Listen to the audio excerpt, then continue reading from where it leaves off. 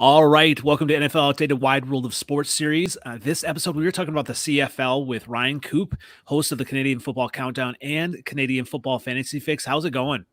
It's going well. Thanks for having me. Happy to be here.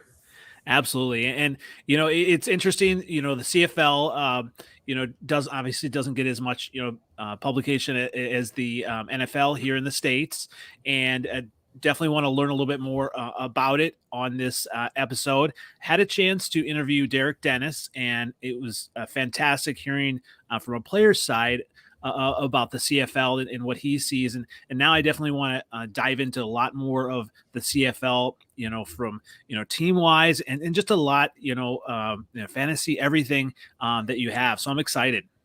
Yeah, there's so much to talk about. The CFL, it's a small league. There's only 9 teams in the league, but which you would think it's, a small space, quick to learn. There's a lot of moving parts when it comes to the CFL. So yeah, very excited to break it all down here.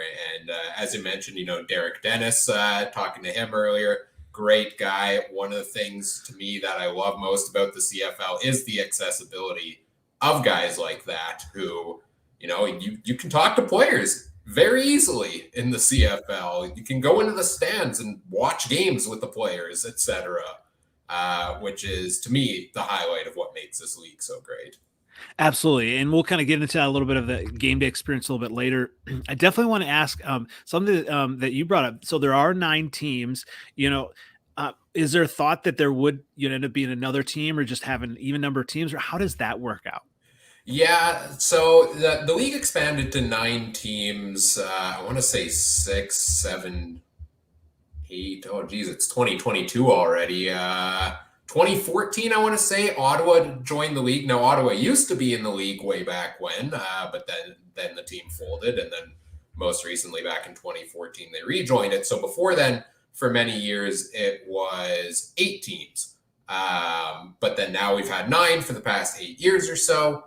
And there was talk, a couple of years ago of a 10th team joining the league out in the Atlantic region, but we have not heard anything more on that in the last little bit. So I think still be a little bit to be determined if that dream has kind of died off a little bit. But hopefully, if things go back on track, we'll see a 10th team join the league shortly.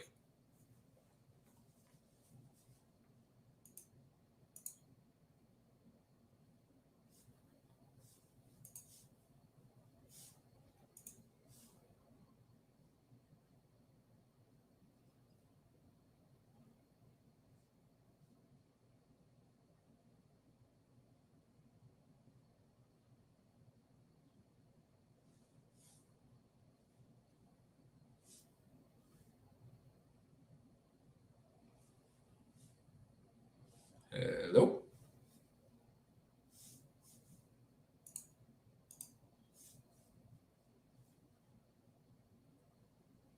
All right, I'm back. Sorry about that. There we are.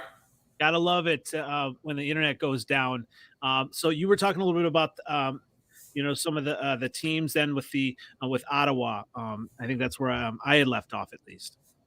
Yeah. Sorry, I wasn't sure if it was me or you that you never know with the internet, right? Who Oh, it's gonna... and we're live here, so there you go. There we go. Well, people enjoyed just getting to look at my beautiful face for a solid 15 seconds as I figured out whether it was my internet or not. So I hope people enjoyed that. But yeah, as I was talking about, Ottawa rejoined the league about, back in 2014, I think it was, making it a 9-team league at that point. I want to say 2018, 2019, it was announced that the Atlantic Schooners were going to be joining the CFL in the near future. But then COVID hit, all of the pandemic stuff. There was no season in 2020, unfortunately, due to that. And so now there hasn't been a whole lot of talk on that since. It's kind of died off a little bit. So will we get a 10th team eventually? Hopefully. There's dreams there, but who knows how feasible that is at this point.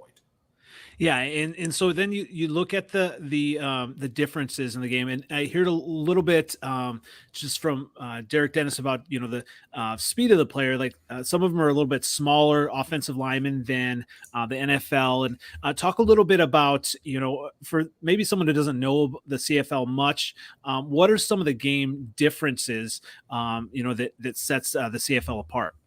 Yeah, the big one that everybody always talks about is the number of downs. 3 down football versus 4 down football. NFL, that's the big, and for most people, that's what you think of when you think of football, is you think of 4 downs, right? CFL is kind of unique in that regard. Along with that, the field is bigger. There's an extra player on the field on both sides. It's 12 guys, not 11 in the CFL. Because the field is bigger, because you only have 3 downs, it tends to be more of kind of a pass-heavy league than the NFL is. Quite often you'll see a bit of a running game here and there, but you only got 2 downs, and if you don't get it your 10 yards, you're punting the ball away on 3rd down more often than not. So you see teams kind of lean more heavy on a passing game, I would say, as a starting point for a difference there for the CFL.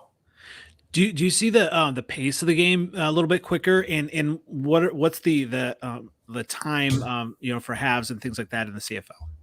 Yeah, the timing, is pretty much the same, but the pacing, I would say, is much quicker well, I don't know. It feels like a quicker game and more action-packed game with the 3 downs. But then in terms of the actual, if we zone in on the final couple minutes of the game, it's slower because within the final 3 minutes, NFL, quite common. You see a game, final couple of minutes, you're running the clock out. You got your 40-second play clock. It runs between plays, etc. End of the game in the CFL, first of all, the play clock is 20 seconds versus 40, so much less time in between plays. And actually, in the final 3 minutes of each half, the clock stops between plays no matter what. So you end up with, more often than not, I would say, in the CFL, a very exciting finish to a game, which to me is one of the biggest thing that stands out between the two. I'll admit I'm not a huge NFL guy myself. I'll check out a little bit here and there. I'll follow it, etc. But CFL big into that, and one of the big things is the end of the game, where final 2-3 minutes of the game, you might have the lead change 3 times. Yeah, and so talk a little bit more about that, about the game day experience. I mean that definitely makes a better being there in person, experiencing that. I'm guessing, but talk a little bit more about the game day experience. I mean, you said that it's a little bit more accessible with players as well.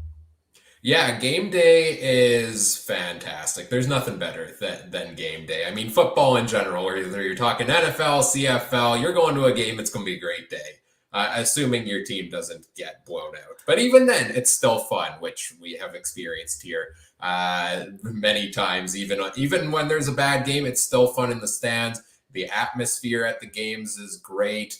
One of the benefits, I think, of it being a smaller league, a 9-team league, is you have these really close rivalries, and you play them 3-4 times a year in some cases. Like I'm here in Winnipeg, Manitoba, the Winnipeg Blue Bombers, the rival next province over, Saskatchewan Roughriders.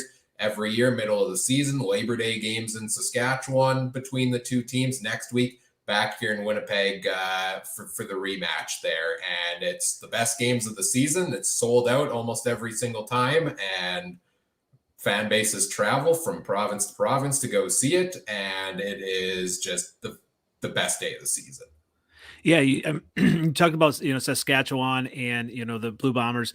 What are some of the top teams going into 2022 for this season, and then maybe even some of the top players that you're really going to be focused on as you look into fantasy and everything like that?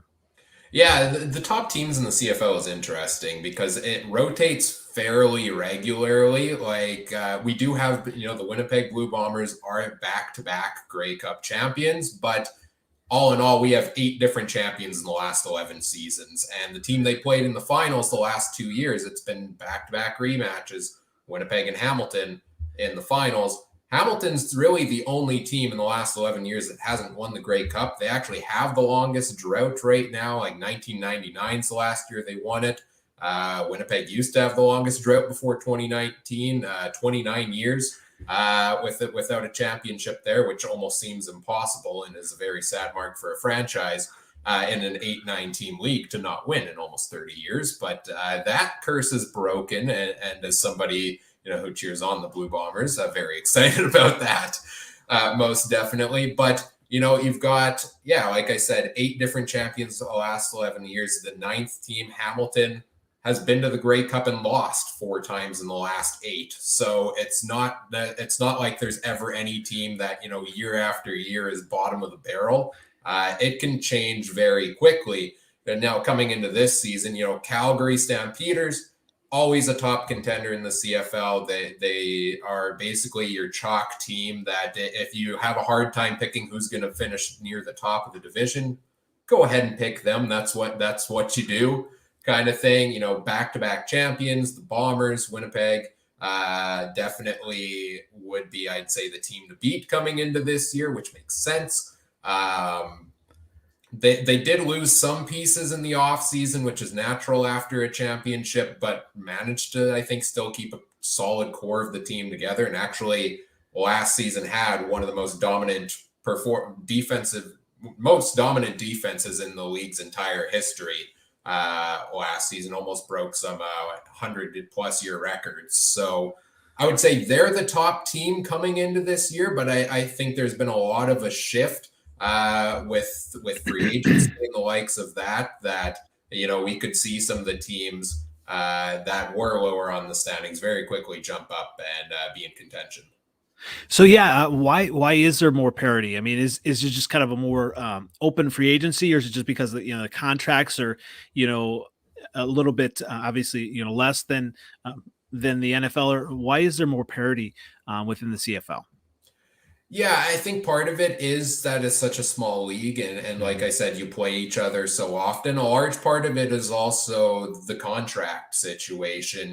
Most players are signing 1-year contracts at a time. I've actually in the last couple of years seen a lot more 2-year contracts, and occasionally you'll get the rare 3 or 4 years, but that's very rare. We're not talking like hockey, where you're signing 8-9 year deals, for example. So we see every offseason, the free agency period is just absolutely insane, where, I think this year on free agency coming in, there were almost 300 something free agents switching teams in a 9-team league. So you have teams that can go very quickly from bottom of the standings to a championship caliber team. And you can do that in one off season. We saw that. I mentioned Ottawa before when they came into the league first year, 2014. I think they won 2 games that first year, the expansion franchise. What are you going to expect from them, right? What did they do the next off season? They went and bought one of the top quarterbacks in the league, filled their team with some of the top receivers in the league through free agency, and ended up going to the finals, three times in the next 5-6 years, I think it was, for them there. So things change so quickly, somewhat to a detriment, I think, for the league a little bit at times. Like I don't have a name on the back of my jersey. Why? Because I'm not going to spend the money to go and put the name on the back of there if I know the guy's leaving after this year, right? So it's a contentious topic, one that I think is definitely, often brought up in the bargaining standpoint for the league, but it definitely leads to more parity. So, yeah, when you look at that, I mean, do players, want longer contracts, obviously, or why are there only 1 or 2 year contracts? I think part of it is a lot of the players want short contracts because they want to take a shot at the NFL. I think that's a big thing for a lot of players. Some just want to stay in the CFL and play out their careers there, and that's fantastic. But it's definitely a lot of guys that are coming in and trying to work their way to getting that NFL shot, and that happens. So I think that's part of it. I think also part of it is just wanting to leave your options out there, not wanting to lock yourself in long term. Also, when I say, lock yourself in long term, it's very loose with the CFL because contracts are not guaranteed by the team. Ah. So I can sign a 3-year contract with a signing bonus due next February, and they could cut me at the end of next January, even then, and I'm not getting my bonus for sticking around for another year there. So I think that's kind of the debate going on right now is, well, the players would like some more guaranteed contracts, but I'm not going to sign for 3 years and commit myself to you for 3 years when you're not going to do the same to me necessarily. Yeah, so that's interesting as well. I mean, there are players that do, obviously, look at the NFL as the top league and want to take their shot at that. I mean, talk about like the perceptions from fans and players, about the CFL, and there are players like with Derek Dennis. He talked about making his name there and just he had his time in the NFL, but then really still being a top player in the CFL longer. Yeah, I think that happens quite often. It's very interesting watching the perceptions of players who come to this league, because a lot of players that I would call, NFL cast-offs potentially, come to the CFL thinking, I'm going to take this league by storm. I'm going to run all over everybody, and I'm just here. I'm going to make my name for myself. The NFL is going to come calling. I'm going back there, type of thing. We've seen that time and time again. Players thinking they can come and pull that, and it doesn't end up working more often than not. Big shot NFL guy. Most recent, probably most notable one, Johnny Manziel. Who came up north here, thought he was going to take the league by storm. Never amounted really to anything at all. And so we see that where, it's seen, and I think the perception from not necessarily the fans, but outsiders who don't know the CFL as well would say pretty much the same thing, that, it's a minor league to the NFL. It's a bush league. I don't know what you want to call it, what wording it is. It kind of gets that negative rap of a lesser talent league, which I don't know necessarily agree to that side of things. I do totally agree that the NFL is probably the upper echelon of talent of football, and the CFL is maybe a little bit lesser than that.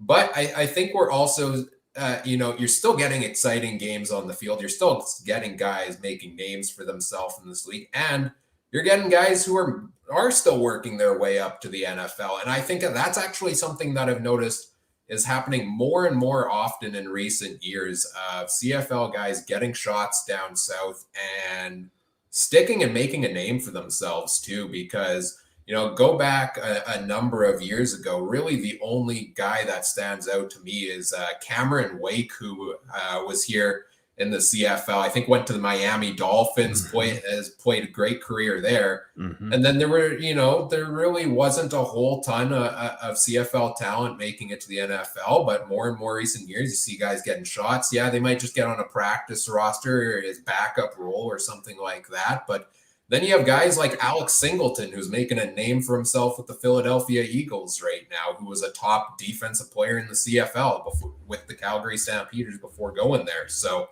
I think, it's interesting, the perception at first glance on the league. But then when you look at it, these guys are playing some great football and are making names for themselves. Yeah, and talk a little bit about the season, because I'm never really sure kind of when it starts and ends. It looks like there are 14 games, I believe, right? And talk about when it kind of starts, and then obviously through the Grey Cup and playoffs. Yeah, this past season was 14 games because it was a shortened season. They got going late because of COVID. Generally, I think it's a 21-week, 18-game season. So teams get 3 bye weeks in there. 9-team league. One team gets a bye every week, unless they do weird schedule shenanigans, like have a team play 2 games in a week. We had that a couple of times this season, which, that's just based on stadium scheduling, things like that, I think play into that a little bit. But a lot of that is, so that, generally an 18-game season. This year, training camps start right at the start of May. May 11th, the rookie camp starts. So rookies get a couple of days of camp. Then main training camp starts May 15th. Preseason right away, May 23rd. We're only about 2 months away from preseason kicking off here.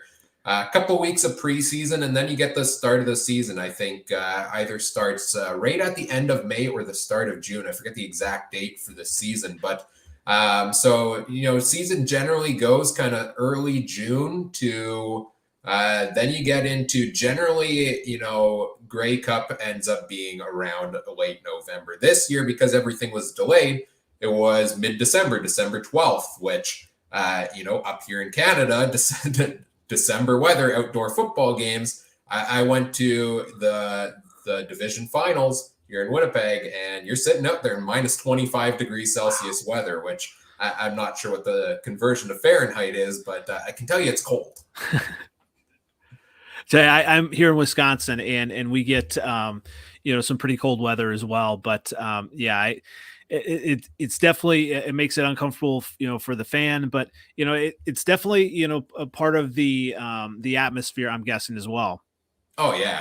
Everybody out there, if you're going to be out there sitting in that weather, you must really like football, and so it adds to the atmosphere of it entirely. The players get up for the games. You see players and coaches out there, shorts, no sleeves. Like, part of you wonders what the heck you're doing out there and how you're able to play or focus in that type of weather. But they embrace it. It's fun to watch. And you get your fair share of snow games involved with that. We've had a couple championship games here, where there's snow all over the field. They had to clear the snow before kickoff so they could continue. Part of the uniqueness that, a season that goes till late November here up in the north brings you. Yeah, and talk about the uniqueness of the Grey Cup and the playoffs, and where that Grey Cup started, and a little bit of history about that, and then how many are in the playoffs. I mean, there are 9 teams. Does everybody make the playoffs, or how does that work? Yeah, so in terms of the history of it, I would say the history is my one kind of dark spot in my CFL knowledge of, I first got into the CFL, I want to say mid 2000s decade there myself, and really got invested in it in the last decade and a bit myself. So I don't have the full knowledge of kind of the history. I keep telling myself I want to go back and learn it all. I do know, 108th Grey Cup played this past season, so over 100 years worth of championship games. I believe you had a couple of years actually where it wasn't even handed out back in the early 1900s because of the wars. I know that's something I actually got a chance to take a close-up look at the Grey Cup after Winnipeg won it back in 2019 and noticed some little marks on there saying did not play in those couple of years, which I found a little bit interesting. But yeah, 108 years of this championship being played. 9 teams in the league now. 6 teams make the playoffs. So 2 divisions, 9 teams. A bit of a lopsided situation. There's 5 teams in the West Division, 4 in the East. Top 3 teams in each division make the playoffs generally. First place team gets a first round bye. Second and third play each other. Winner plays first. Then after that, you get to the championship game. The only difference is there is something called the crossover rule in the CFL, which is if the 4th place team in one division has more points, can't be a tie, has more points than the 3rd place team in the other division, they can actually replace them. So, for example, 4th place team in the West has 1 more win than 3rd place in the East. Then 4th place team in the West will go over on the road to the East Division, play the 2nd place team there. So it's a bit of a unique quirk in a small team league, but it leads in some interesting playoffs. So what are the tiebreakers? If the teams are tied? Yeah, if the teams are tied, then the crossover doesn't happen. So if 4th in the West is tied with 3rd in the East team gets it. And no matter what, you defended your division. You really got to storm in and take the other division. So that is the main tiebreaker there. Otherwise, in terms of tiebreakers, you get your standard, win percentage in games between the tied clubs, which some seasons can lead to, because there's so many rivalry games and especially down the stretch, I know you get into playoff time or a couple weeks out of playoffs, and it's okay. So if these exact events happen in the next 2-3 weeks, okay, we got a 4-way tie for this spot in the standings, and it gets a little interesting figuring that out. Now, you said you saw you've seen the Grey Cup up, close, and is it similar to the Stanley Cup where they kind of add rings, or how do they do that? Yeah, I think they do add pieces. Don't quote me on this. I might be wrong on that one. I think actually they might slowly be starting to run out of space on it now, and they're starting to interchange out pieces of it, much like the NHL, and switch it up like that. Yeah. So when you talk about the teams, I mean, we talk about some of the top teams. Are there some teams that are maybe on the hot seat for 2022? Yeah, I think it's well. First of all, Grey Cup this coming season is going to be played in Saskatchewan, so they are hosting the Grey Cup this season. So the pressure is on the team hosting. Generally, you're the hometown team. You want to perform. You want to be in that game, much like Hamilton was this past season. It didn't work out for them in the end in the playoff game, but in the Grey Cup game itself. But they made it there, and there was a lot of pressure on them to make it there. Much the same for Saskatchewan. Saskatchewan is kind of the pressure cooker of the CFL. Even if something's going right, the chances are there's people calling into the post-game show to complain about what happened, right? So so that was the question. I guess Derek Dennis had equated was it Saskatchewan with the Cowboys? Is that similar? Yeah, I could see that definitely. Yeah, I know the Cowboys get that kind of same representation. Saskatchewan, crazy football fans there. People that love the game or passionate about the game. It is around the league as well, but I would say Saskatchewan is a unique crew when it comes to that sense. And so, yeah, a lot of focus is going to be on the team. They've put together a couple decent seasons in a row, but 2 back-to-back seasons, knocked out in the playoffs by their division rivals, the Winnipeg Blue Bombers, who will go on to win the Grey Cup. So now that they're hosting it at home, they had a new stadium a couple seasons ago. They haven't won a playoff game in that stadium. Winnipeg has. So, a lot of pressure on them, I think, coming into this year as the hosts. I would say other teams kind of on the hot seat.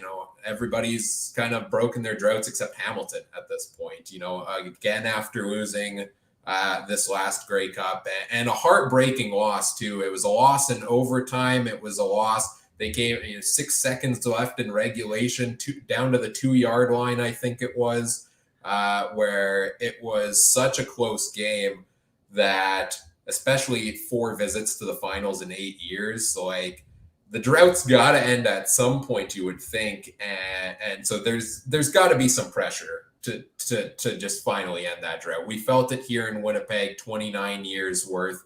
Every season was kind of like, when is this going to happen? So you talked about the overtime. What are the overtime rules like in the CFL?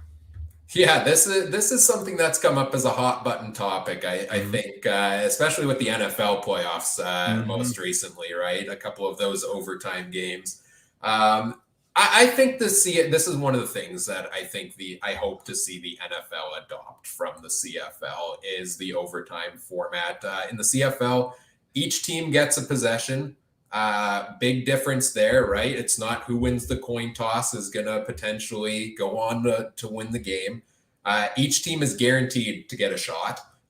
You start at the 35-yard line, the opposing team's 35-yard line. So you're kind of already in field goal range. The goalposts are at the front of the end zone in the CFL instead of the back as well. So, easier field goal range. And regular play, no time on the clock, 3-down football.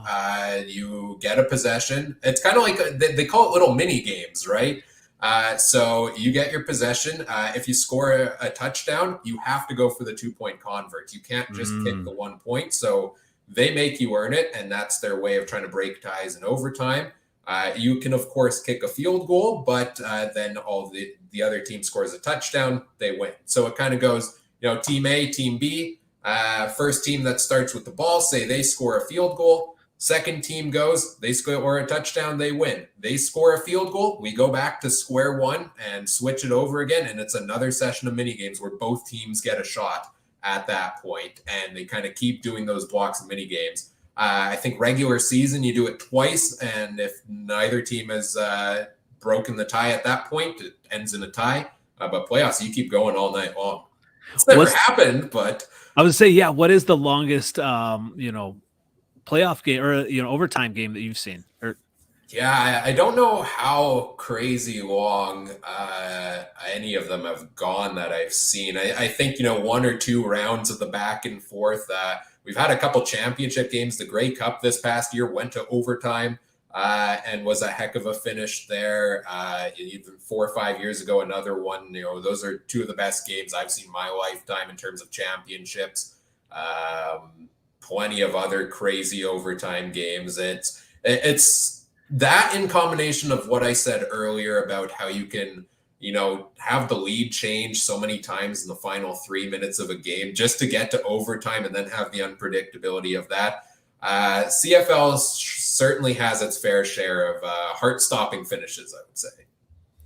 Yeah, and I first of all, I neglected to talk about and give you kudos for your free agency, your 8-hour session. I mean, holy cow! That's I was watching that. I'm like, I know how long it is, as a host to do it for hour, let alone 8 hours. So that was fantastic, by the way, and I just wanted to give you props for that.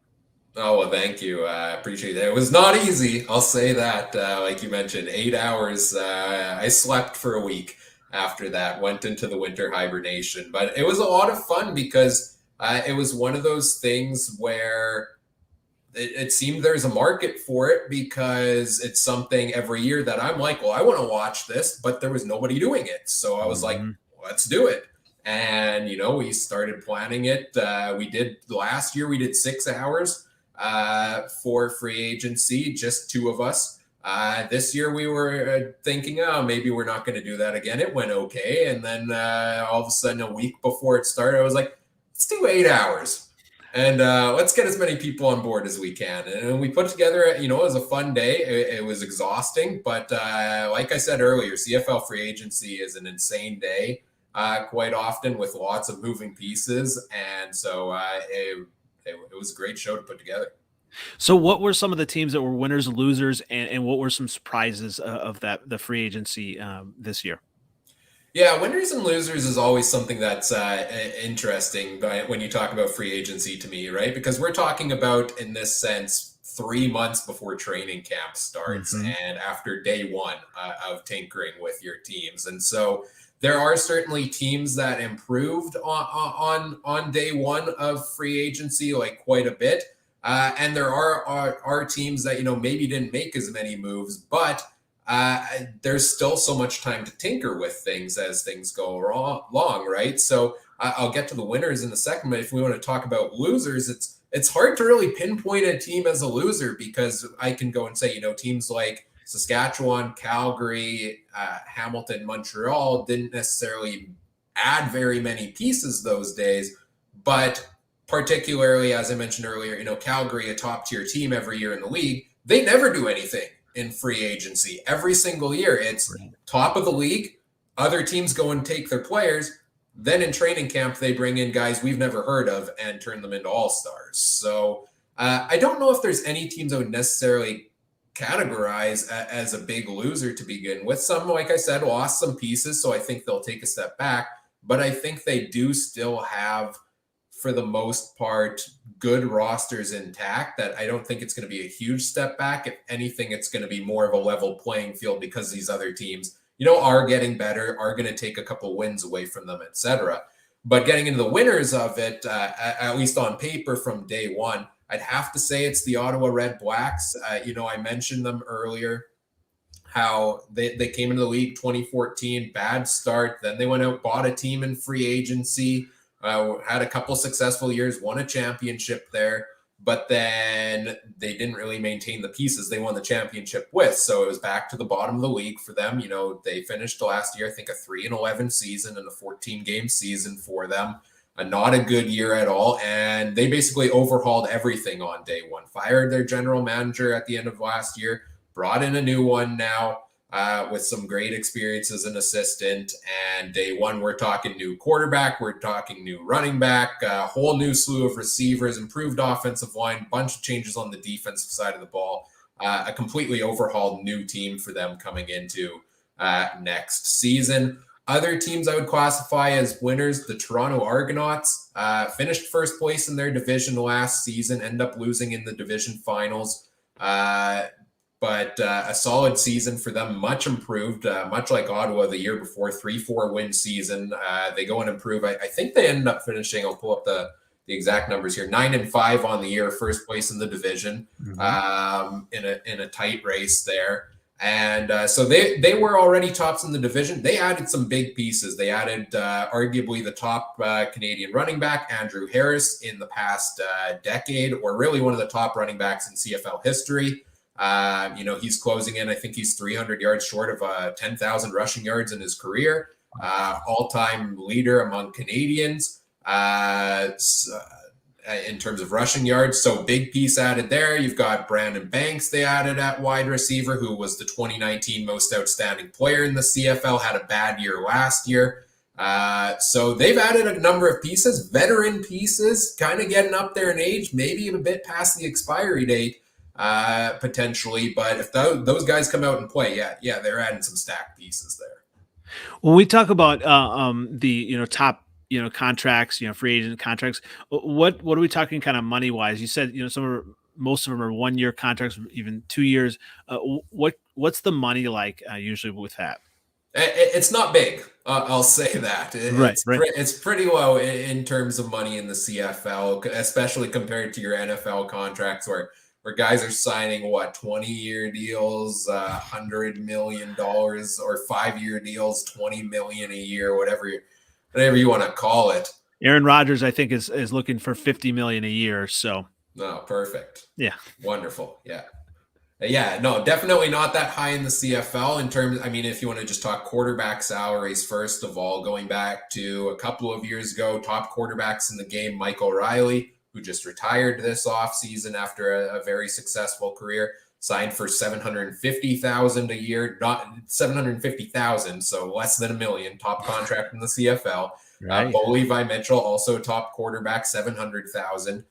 Now it's taken even more of a step back from that. Zach Collaros in Winnipeg, $550,000 a year is the top quarterback contract, and I believe the top contract in the CFL right now. So a lot of these guys are not making massive amounts of money. And that's the quarterbacks there. You look at some of the other positions you're talking about, the big one that made a ton of waves so far this offseason is wide receiver Kenny Lawler, played in Winnipeg this past season, 1,000-yard receiver, top receiver in the CFL in a shortened season.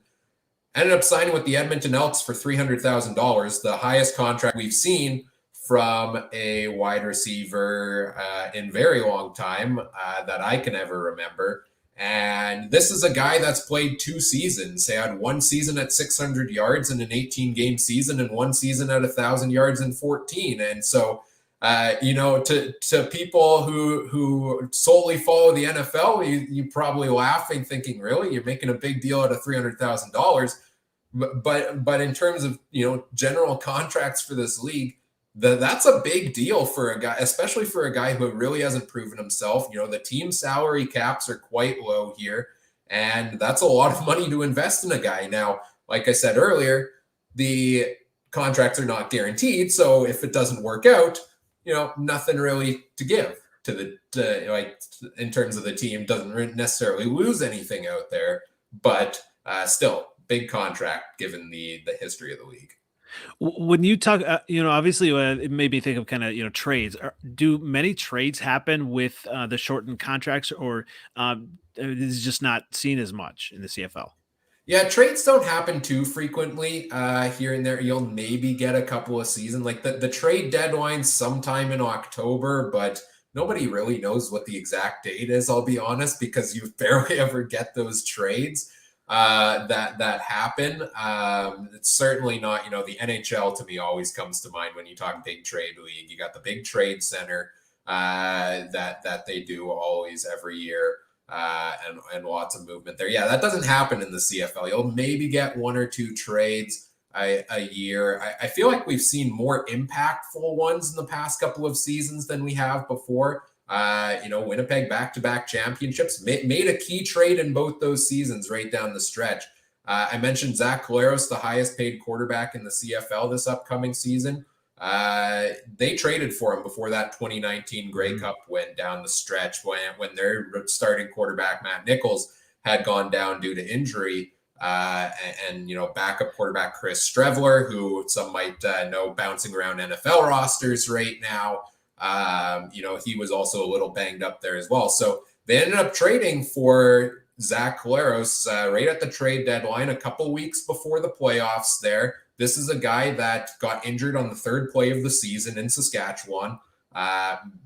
Terrible injury history. Back 2015, he was, I think, he was one of the top quarterbacks in the game. Terrible concussions, I think, along the way. Injury history, down on his luck kind of quarterback.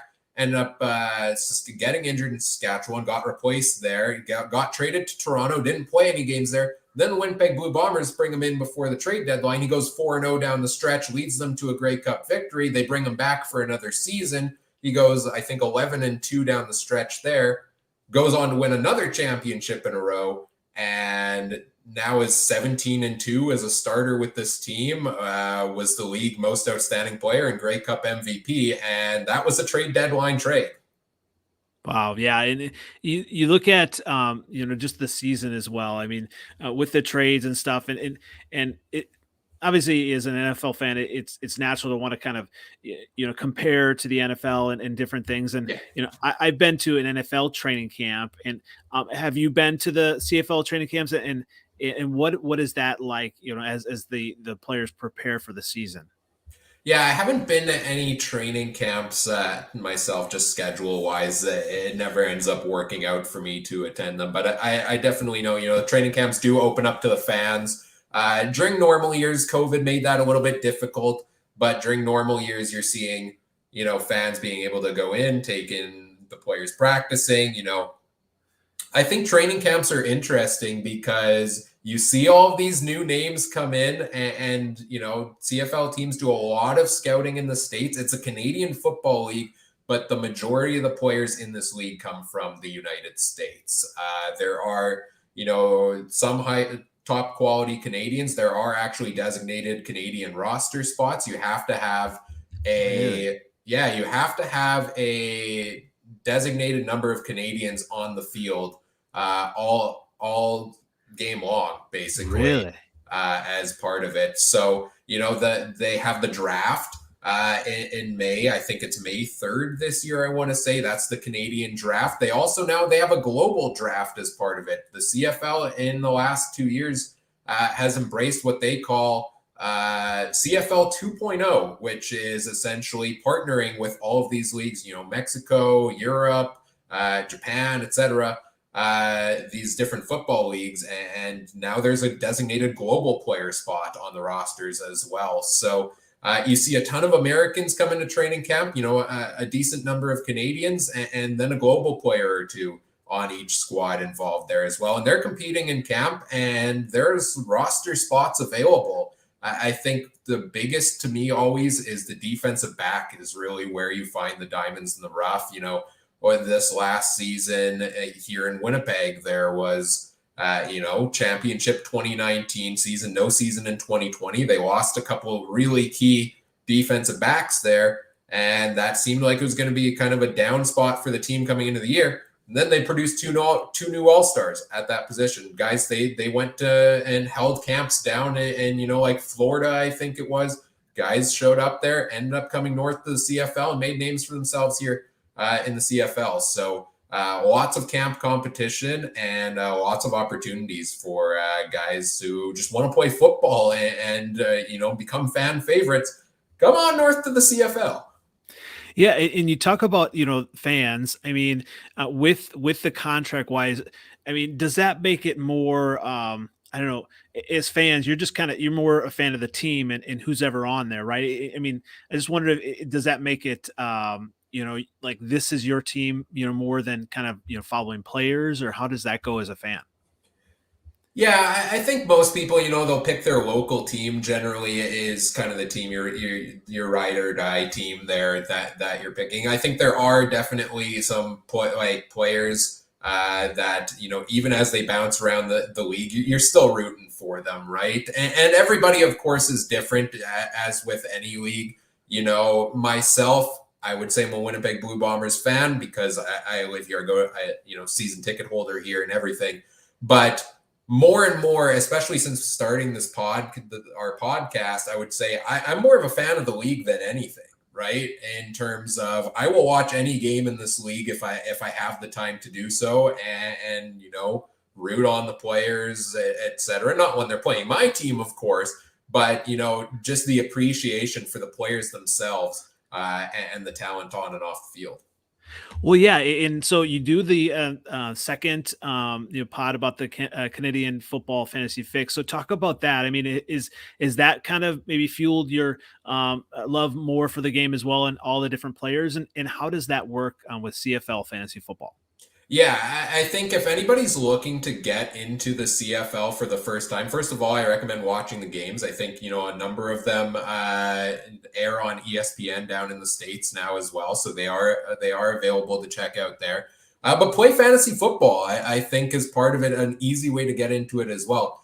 Like I said, I'm not big into the NFL myself, but I still play NFL fantasy here and there. And it's a way for somebody who's not fully necessarily invested in the league to kind of to dip their toes into the water, find some players, for example, that you're rooting for, and things like that. And fantasy sports does a wondrous thing for that. I find where it's, okay, I don't know which team or player to root for. Well, I picked this guy's on my fantasy team, so I guess I'm cheering for him now, right?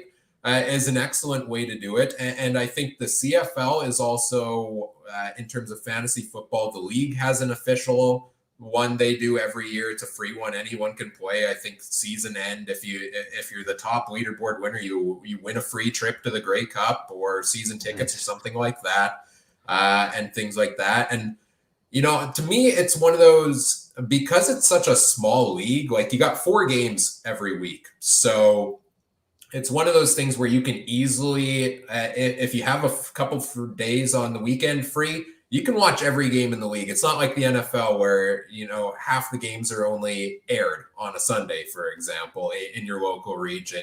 Every game is generally aired. They're all on the same channel. Sometimes there's regional, different channel listings or whatever, but you can go in, you can check out the games, and it's also, I think, pretty easy to pick a fantasy team when there are only 4 games and 9 teams to pick from, right? You're looking at, on any given week, picking between 8 starting quarterbacks. So it's not like I need to go and know 32 teams worth of players and which one's the best and not.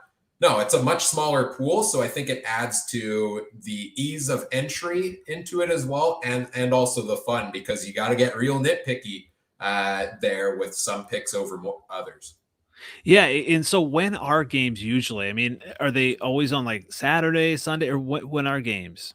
Yeah, the summer schedule and the fall schedule is a little bit different, because I think they try to dance around Thursday night football in the NFL a little bit there. So in the summer, quite often you'll see a Thursday night game, you'll see a Friday night game or two, and then kind of Saturday 1 or 2 on there. Very rarely a Sunday game in there. In the fall, you kind of see more often Friday, and nothing on Thursdays, but more of a Friday, Saturday focus. Some Sunday games in there as well. But quite often you get a couple of, double headers, Friday, Saturday, double headers. You even occasionally get the Saturday triple header, 9 straight hours of glorious football back to back to back, which doesn't work out as well if you're going to the game in the middle and one game starts right after another and you miss a little bit of it. But if your team's on the road, you're sitting on the couch watching football for 9 hours, and it's a blast. Well, this has been a blast. I definitely appreciate you taking your time. And where can everyone find you again?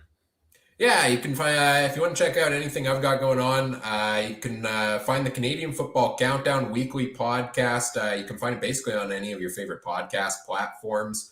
You can search for it there. You can find it on Twitter at CF Countdown Pod there as well. Weekly episodes for that one. Right now, we're doing an off-season series, a deep dive on the past season, team by team. So I think I've done 6 of them to date. I got another one coming out later this week. So trying to wrap up that series, hopefully in the next couple of weeks before we start looking ahead to the new season that's coming up real quick here.